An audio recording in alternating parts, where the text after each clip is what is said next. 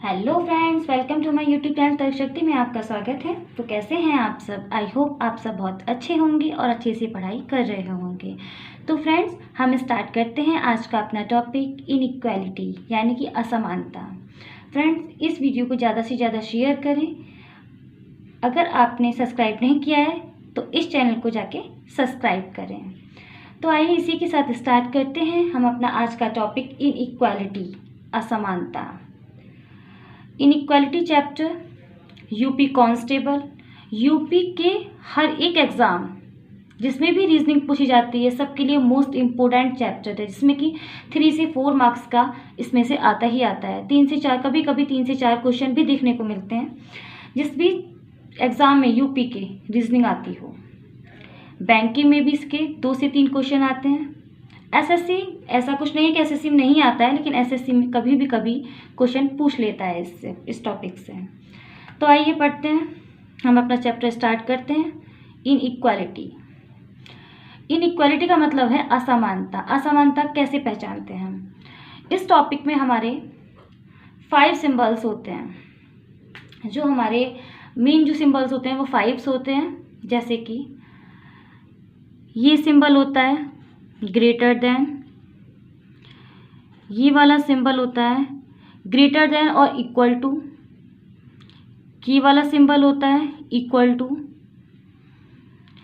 ये सिंबल होता है लेस देन, ये होता है लेस देन और इक्वल टू। इसके अलावा ये तो हमारी 5 इम्पोर्टेंट साइंस होते हैं। इसके अलावा भी हमारे साइंस होते हैं, जैसे कि not less than, not greater then,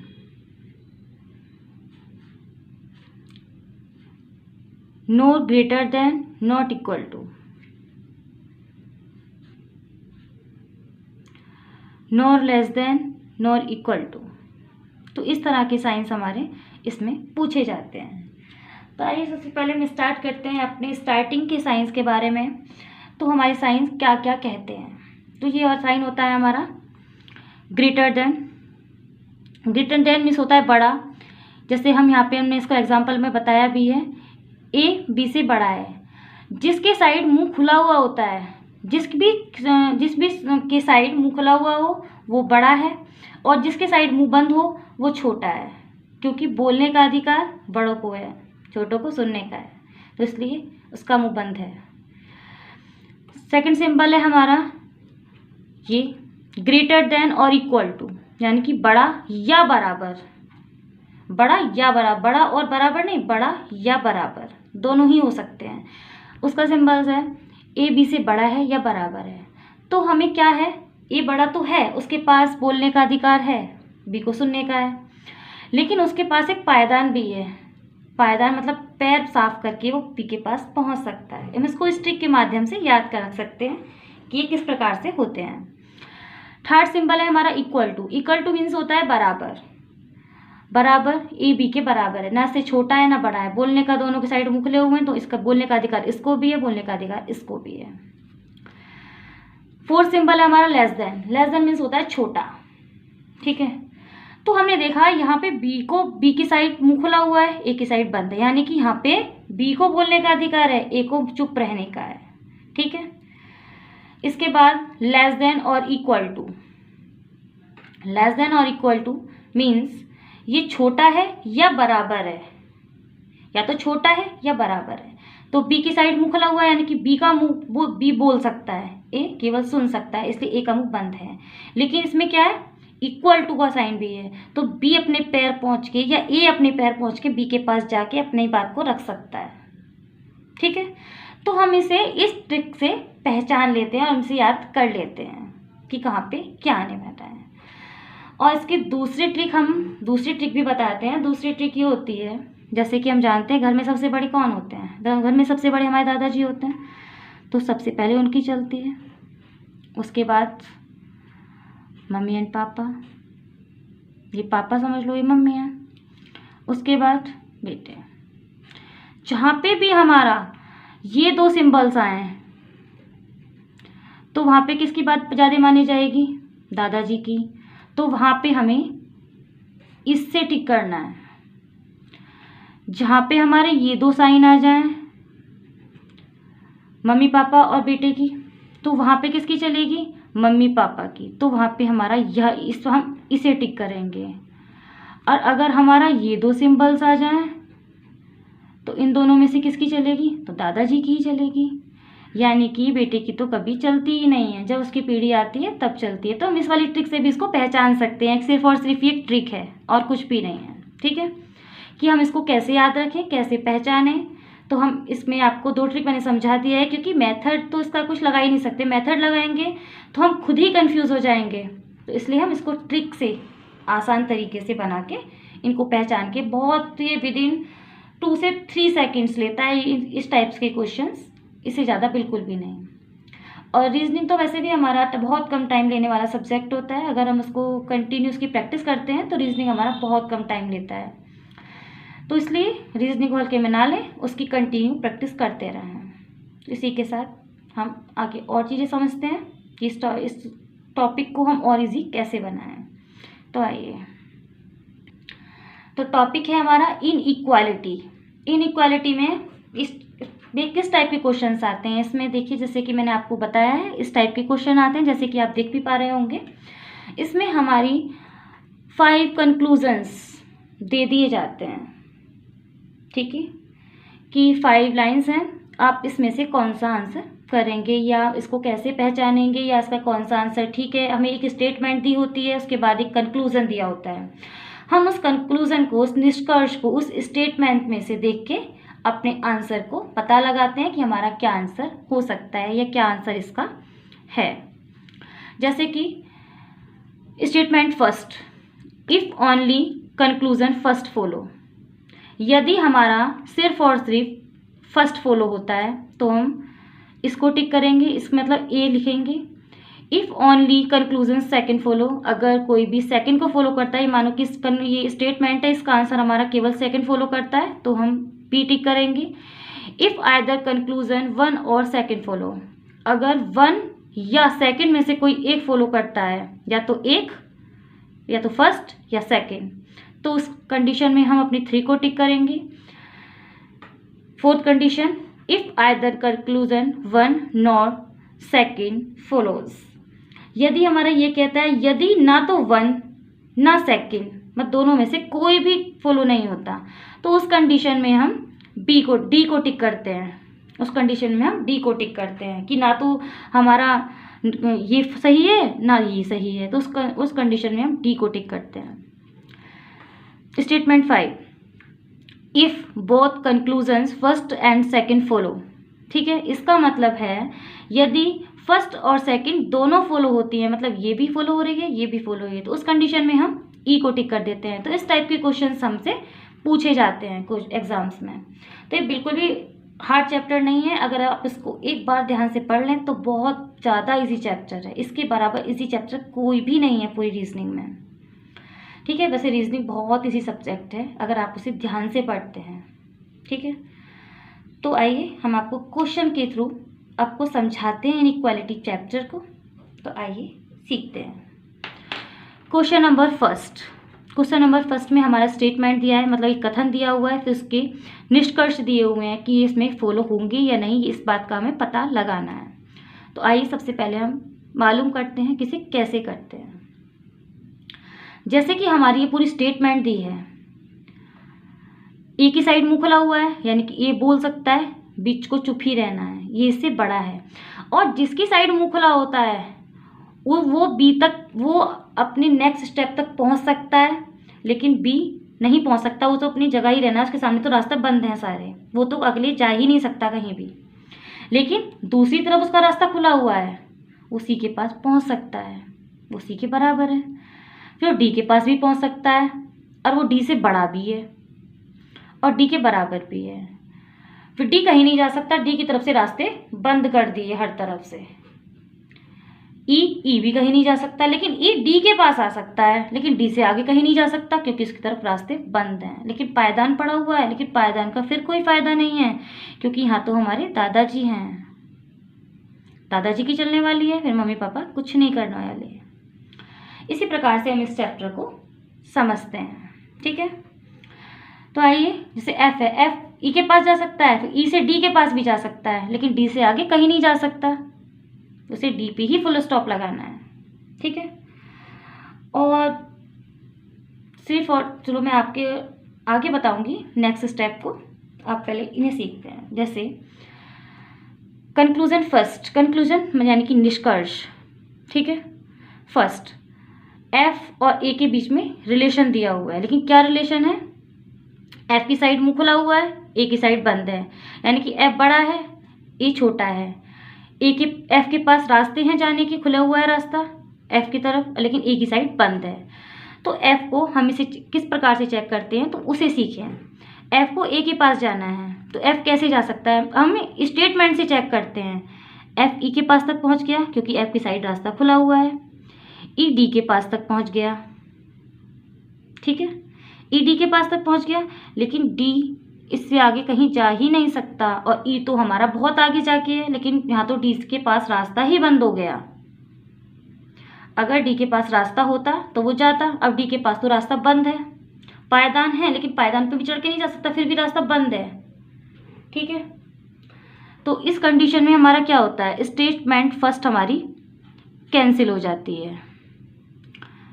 हम स्टेटमेंट अपनी उसको कंक्लूजन सेकंड को देखते हैं। कंक्लूजन सेकंड में क्या है? ए को जाना है डी के पास, क्योंकि ए के पास रास्ता है, ए की तरफ मुंह खुला हुआ है, डी के पास बंद है। ए के पास रास्ता है डी के पास तक जाने का, तो हम चेक कहाँ से करेंगे? अपनी स्टेटमेंट से कि हमारी क्या स्टेटमेंट है। तो हम उसमें क्या करेंगे? ए बी के पास पर पहुंच गया, क्योंकि ए के पास रास्ता खुला हुआ है।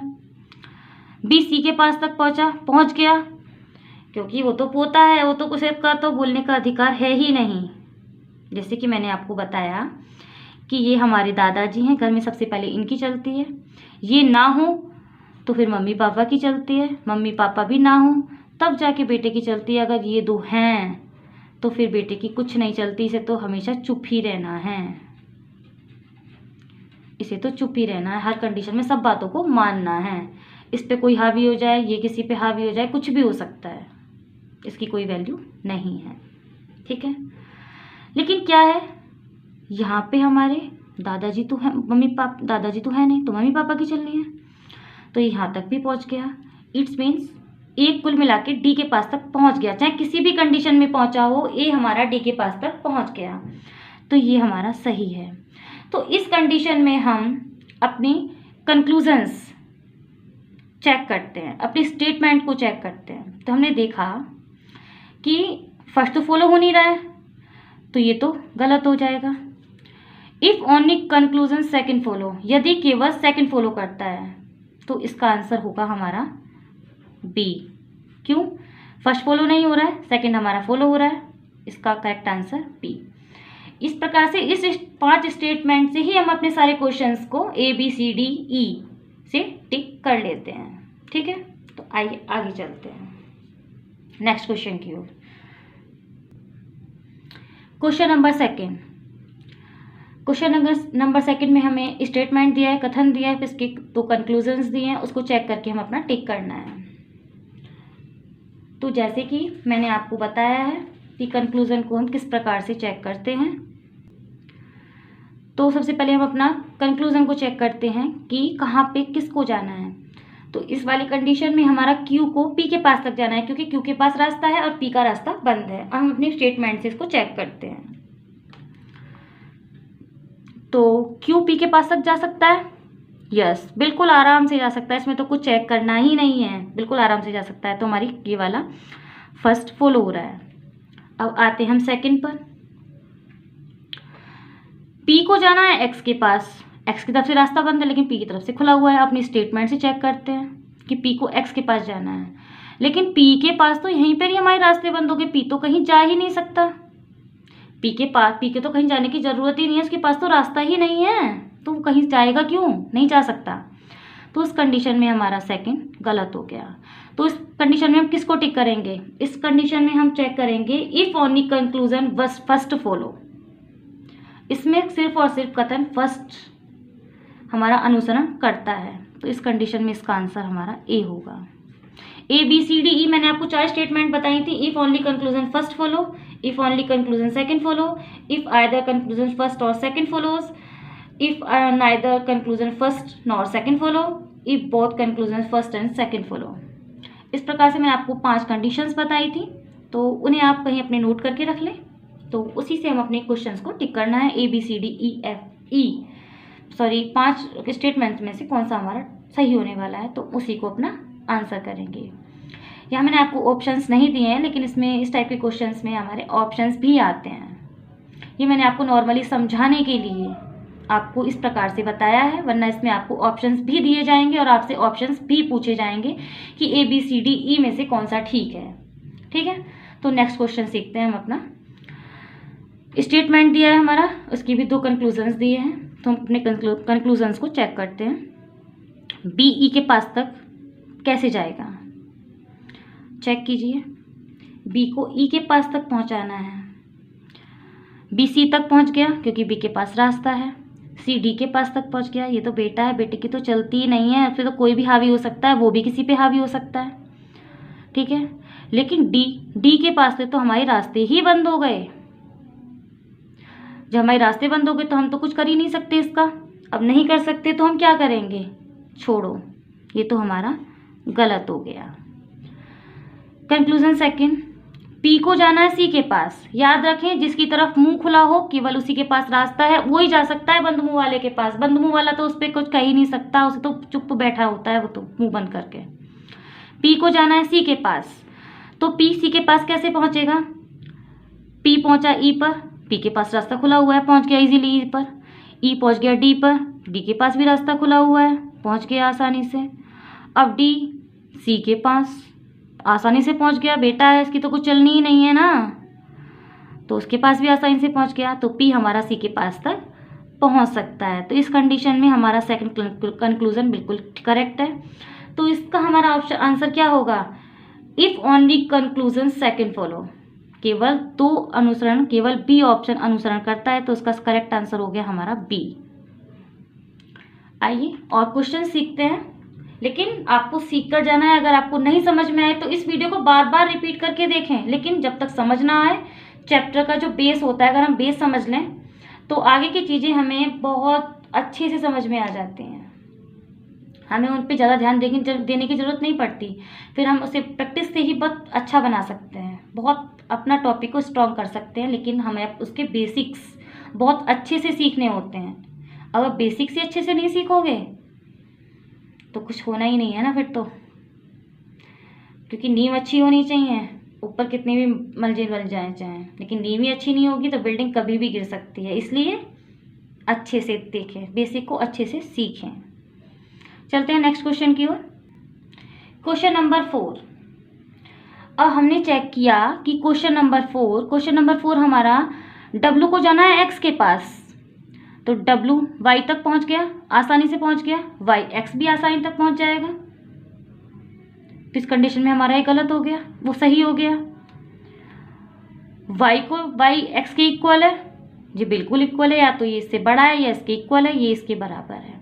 लेकिन नहीं, हमें इस तरह के क्वेश्चंस में इस प्रकार से चेक नहीं करना है जहाँ पे दोनों ही स्टेटमेंट एक जैसी दे दी हों, ये वाली स्टेटमेंट भी, कंक्लूजन भी, और ये वाला कंक्लूजन भी, जहाँ पे एक सा दे दिया हो और उनके साइन में केवल डिफरेंस हो, तो उसमें तो आपको कुछ नहीं करना, सिर्फ और सिर्फ ऑप्शन सी टिक कर देना है। ऑप्शन सी का मतलब होता है इफ आइदर कंक्लूजन फर्स्ट और सेकंड फॉलो। इसका मतलब है यदि या तो निष्कर्ष 1 या निष्कर्ष सेकंड अनुसरण करता है। इसमें कुछ नहीं सोचना आपको। इस प्रकार के क्वेश्चन में जहाँ पे आपको दोनों सिंबल्स एक से दिए हों और बीच के साइन डिफरेंस हो, लेकिन साइन डिफरेंस हो, ठीक है, उस कंडीशन में आपको सिर्फ और सिर्फ ऑप्शन सी ही टिक करना है, आइदर कंक्लूजन फर्स्ट और सेकंड फॉलोज, या तो फर्स्ट या सेकंड फॉलो करता है। ठीक है, इस टाइप के क्वेश्चन में आपको बिल्कुल भी कुछ नहीं करना, सिर्फ और सिर्फ सी को ही टिक कर देना है। लेकिन आपको पढ़ लेना है। कभी कभी ऐसा भी होता है जो हमारी स्टेटमेंट्स दिए हैं, ये कंक्लूजन्स, ये ऊपर नीचे कर दिए होते हैं, ABCDE जो दिए हुए हैं 5, वो ऊपर नीचे भी कर देते हैं, लेकिन आपको आइदर कंक्लूजन फर्स्ट और सेकंड फॉलोज वाला ही टिक करना है इस टाइप के क्वेश्चंस में। तो ये तो वेरी इजी है, इसके लिए तो कुछ करना ही नहीं है, ये तो 2 सेकंड बाद देखना है, साइन एक से है, तुरंत टिक कर देना है अपना आंसर। ठीक है। क्वेश्चन नंबर 5, स्टेटमेंट दिया है, उसके 2 कंक्लूजन्स दिए हैं, हम उसको चेक करते हैं। इसमें जाना है, डी को जाना है बी के पास। अब डी बी के पास कैसे जाएगा? डी पहुंचा सी पर, सी पहुंच गया बी पर। ठीक है, रास्ते खुले हुए हैं, बिल्कुल आराम से जा सकते हैं, कुछ सोचना ही नहीं है उनको, है तो टिक करो, ये हमारा सही है। अब कंक्लूजन सेकंड, डी को जाना है एस पर, डी पहुंचा हमारा पी पर, पायदान बी है, पैर रख के आराम से चल के चला गया। पी पहुंचा क्यू पर, आराम से पहुंच गया। अब क्यू को जाना है एस पर, ये हमारे दादाजी हैं, ये ना ये मम्मी पापा हैं, 4 चाची हो गए, लेकिन दादाजी हैं, उनके सामने किसी की नहीं चलनी, तो ये भी हमारा स्टेटमेंट बिल्कुल ठीक है। इस कंडीशन में कौन सा टिक होगा? इस कंडीशन में हमारा टिक होगा E both conclusion first and second follow. इसका करेक्ट आंसर होगा हमारा ई। ऑप्शंस मैंने आपको ABCD इसलिए नहीं दिए हैं ताकि मैं आपको अच्छे से एक्सप्लेन कर पाऊँ, आप भी अच्छे से सीख पाएँ। अगर सामने हम ऑप्शन रख देते हैं तो बच्चे क्या करते हैं कि उन्हें सीखने की वजह रटना स्टार्ट करते हैं, लेकिन रटना नहीं है, इस टॉपिक को सीखना है। तो इसका करेक्ट आंसर है E both conclusion first and second follow, यानी कि यदि निष्कर्ष फर्स्ट और सेकंड दोनों अनुसरण करते हैं तो हम ई को टिक करेंगे। ठीक है। क्वेश्चन नंबर 6, वाई को जाना है पी के पास, वाई पहुंचा डब्लू के पास, जी डब्लू के बाद बेटा है, चलनी ही नहीं है, टी पर पहुंच गया। लेकिन क्या है, इसको इधर नहीं जाना, इसको इधर जाना है, वाई को पी के पास जाना है। ठीक है। इसके बाद हो गए रास्ते बंद, अब ये कुछ नहीं कर पाएगा, रास्ते बंद, तो ये तो अपने घर ही बैठेगा, तो ये बेकार है, खत्म। डब्लू को जाना है पी के पास, डब्लू टी पर पहुंचा, इसके बाद भी रास्ते बंद, ये भी खत्म, अपने घर ही बैठेगा ये भी। इस कंडीशन में कौन सा टिक करेंगे हम? तो इस कंडीशन में हम टिक करेंगे neither conclusion first nor second follow, यानी कि ना तो फर्स्ट और ना ही सेकंड, दोनों में से कोई भी अनुसरण नहीं करता है। ठीक है, बात खत्म। ऑप्शन नंबर डी, कोई भी अनुसरण नहीं करता है। इसी प्रकार से हम और आगे क्वेश्चन सीखे हैं, तो आपको टॉपिक आई थिंक समझ आ रहा होगा, तो इसे ज़्यादा से ज़्यादा शेयर करें ताकि और लोग भी इसको अच्छे से पढ़ सकें। कंपटीशन बढ़ता नहीं है, इससे क्या होता है, अच्छे जब समझते हैं तो अच्छे बच्चे ही एग्ज़ाम को क्रैक कर पाते हैं। इसलिए ज़्यादा से ज़्यादा वीडियो को शेयर करें, अगर आपको अच्छा लग रहा है तो, नहीं अच्छा लग रहा है तो बिल्कुल भी ना करें। चलिए चलते हैं नेक्स्ट क्वेश्चन की ओर। क्वेश्चन नंबर 7, इस टाइप के क्वेश्चंस वो तो हमारी सिर्फ और सिर्फ एक स्टेटमेंट दी होती थी, हम उसी से चेक कर लेते थे, लेकिन इसमें क्या है, हमें 2 स्टेटमेंट दे रखी हैं। एक स्टेटमेंट हमारी ये है और एक स्टेटमेंट हमारी ये है, और इसमें कंक्लूजन्स भी 2 दे रखे हैं, एक ये है एक ये है, वो तो इसी की तरह है कंक्लूजन्स तो, लेकिन स्टेटमेंट 2 है। लेकिन हम इस स्टेटमेंट के 2 कैसे करते हैं इसको, जो हमारी 2 स्टेटमेंट दी होती हैं उसमें कुछ ना कुछ चीज़ें कॉमन ज़रूर होती हैं, चाहे उसमें एक ही संख्या एक ही चीज़ कॉमन हो, लेकिन कुछ भी एक कॉमन ज़रूर होती है। जैसे इसमें हमारा x कॉमन है, ये और ये दोनों कॉमन है। सेकंड स्टेटमेंट देखिए, इसमें हमारा c कॉमन है। तो जो हमारे दो से ज़्यादा भी स्टेटमेंट 3, 4 भी होती हैं, तो उसमें कुछ ना कुछ सब में एक चीज़ कॉमन होती है, उसी से हम इनको पहचानते हैं। तो इसमें हमारा x कॉमन है, ठीक है। लेकिन कॉमन से हमें कुछ नहीं करना है, सिर्फ अपनी सीरीज़ को पहचानना है कि कौन सा बड़ा है, कौन छोटा है, कौन इक्वल है, इन सब चीज़ों को पहचानना है। x को जाना है z के पास, क्यों? x के सामने रास्ते हैं, उसका तरफ मुंह खुला हुआ, ऐसे बोलने का अधिकार है, लेकिन z ना कहीं जा सकता है ना किसी से बोल सकता है, बेचारा चुप बैठा है, तो ये इस पे हावी हो सकता है, ये इस पे कभी नहीं होगा। तो x को z के पास जाना है, लड़ाई करना है, ठीक है। x पहुंचा y पर, रास्ता खुला हुआ है, y पहुंच गया z पर, ये हमारा सही कंक्लूजन, निष्कर्ष हमारा फर्स्ट सही। कंक्लूजन सेकंड, z को जाना है q के पास, z के पास रास्ते हैं तो वो जाएगा ही, रास्ते नहीं होते तो चुप बैठा रहता, क्यों? तो बेचारा चुप बैठा क्योंकि उसके पास रास्ता ही नहीं है। ठीक है, तो चलो जी, यहाँ तो हमारे जेड के पास ही रास्ता बंद हो गया, जेड तो कहीं जा ही नहीं सकता। जब हमारा जेड कहीं नहीं जा सकता तो ये खत्म। इसका आंसर हो गया हमारा ए। ए का मतलब क्या है हमारा, बताइए? ए का मतलब है if only conclusion first follow. अगर हमारा केवल फर्स्ट फॉलो होता है तो हम ए को टिक करेंगे, अगर केवल सेकंड फॉलो होता है तो बी को टिक करेंगे। दोनों सिंबल्स, दोनों संख्या दोनों में बिल्कुल सिमिलर हैं, उनके साइन चेंज हैं, तो उसमें आइदर कंक्लूजन फर्स्ट और सेकंड फॉलो, यानी कि सी ऑप्शन। अगर दोनों में से कोई भी फॉलो नहीं होता है तो neither conclusion first nor second follows. अगर दोनों फॉलो होते हैं तो if both conclusion first and second follow. इस तरह से हम अपने कंक्लूजन्स को, आंसर को टिक करते हैं। ठीक है, चलते हैं नेक्स्ट क्वेश्चन 8 की ओर। तो इसमें भी हमारी दो ही स्टेटमेंट दी हुई हैं, एक ये स्टेटमेंट है, एक ये स्टेटमेंट है, और तो इसके कंक्लूजन्स दिए हुए हैं, तो हम इसको चेक करते हैं। तो चलिए, डी को जाना है ए के पास। ठीक है, अब डी पहुंचा सी पर। मैंने आपको बताया था कि उसमें कुछ ना कुछ चीज़ें, दो कंडीशन दी हैं तो उसमें कुछ ना कुछ कॉमन ज़रूर होगी। जैसे यहाँ पे हमारा सी कॉमन है, अगर 3 भी दी होती तो उसमें थर्ड में भी तीनों में से कुछ ना कुछ चीज़ें सिमिलर होती एक साथ। ठीक है, डी पहुंचा सी पर। अब सी हमारा यहाँ भी है, सी हमारा यहाँ भी है, ये तो उसमें है नहीं, तो हम यहाँ से चेक करेंगे। सी पहुंचा बी पर, बी पहुंच गया ए पर, जी ये तो हमारा डी तो हमारा ए से मिल लिया। अब सेकंड को चेक करते हैं।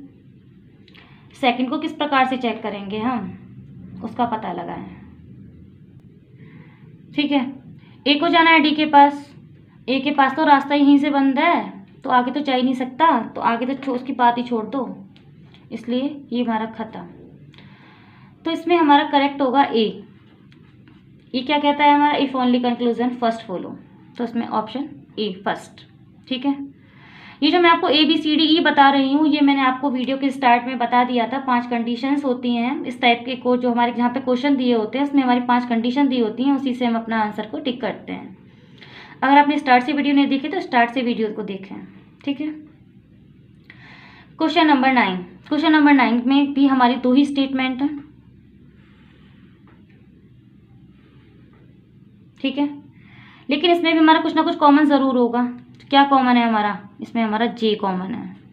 ठीक है, जे को जाना है एच के पास और ये इसके बराबर भी है। तो मैंने आपको बताया था इस तरह की कंडीशन में हमें कुछ सोचना ही नहीं है, जहाँ पे हमारे सिंबल बिल्कुल सेम हो और साइन बीच में चेंज हो रहे हों, लेकिन साइन दादा और पोते वाले ही होने चाहिए, ये ध्यान रहे,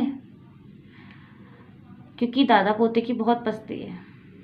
ठीक है, तो इसमें हमें बिना कुछ सोचे समझे सी को टिक कर देना है। सी मतलब इफ आइदर कंक्लूजन फर्स्ट और सेकंड फॉलो, या तो ए फर्स्ट या सेकंड, दोनों कोई ना कोई फॉलो जरूर करता है। तो इस तरह के क्वेश्चंस को हम इस प्रकार से, इसमें कुछ नहीं करना, सीधा अपना सी को टिक कर देना है। मतलब सी का मतलब है आइदर कंक्लूजन वाला, जिसमें आइदर है। ठीक है, वो हमें टिक कर देना है। इस टाइप के क्वेश्चन में कुछ नहीं सोचना है, हमें स्टेटमेंट चेक करना है, ना अपने कंक्लूजन को देखना है, बस अपने कंक्लूजन के सिंबल्स और उसके साइन को देखकर अपने क्वेश्चन को टिक करना है। तो चलिए चलते हैं नेक्स्ट क्वेश्चन की ओर।